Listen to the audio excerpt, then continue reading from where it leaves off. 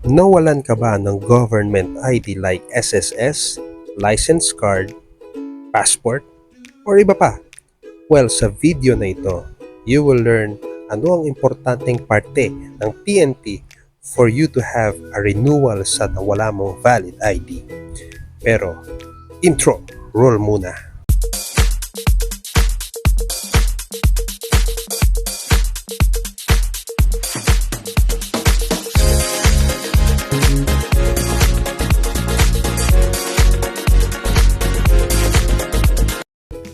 Okay guys, ganito ang proper na example ng isang police report.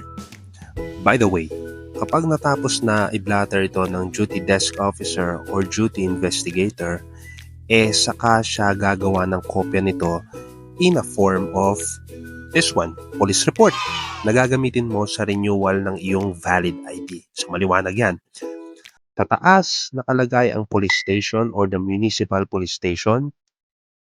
Then the entry number as you see is 2022-680. Ang 2022 is the year at 680 is the actual blotter entry. Page number is yung pahina or page doon sa blatter book. The date kung kailan ka nagpa-blatter. And of course, the time. Now, you will see the subject lost, visa and passport claim stub. Yan ang nawawalang legal ID or document.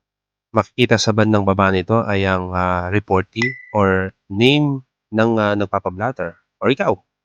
Next is DTPO, which means date, time, and place of occurrence. Usually, nakalagay dito kung kailan mo na-discover na nawawala yung nire-report mo na lost item.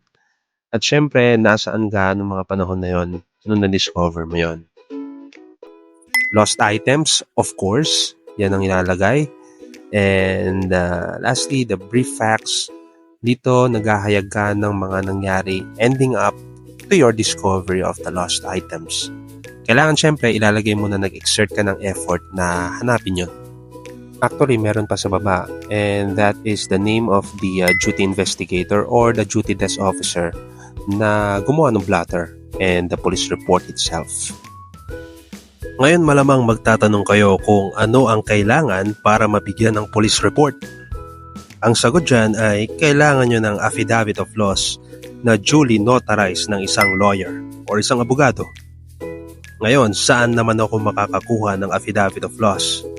Siyempre sa law office or notary public. Madami po yan sa area nyo, lalo na kung nasa Metro Manila po kayo.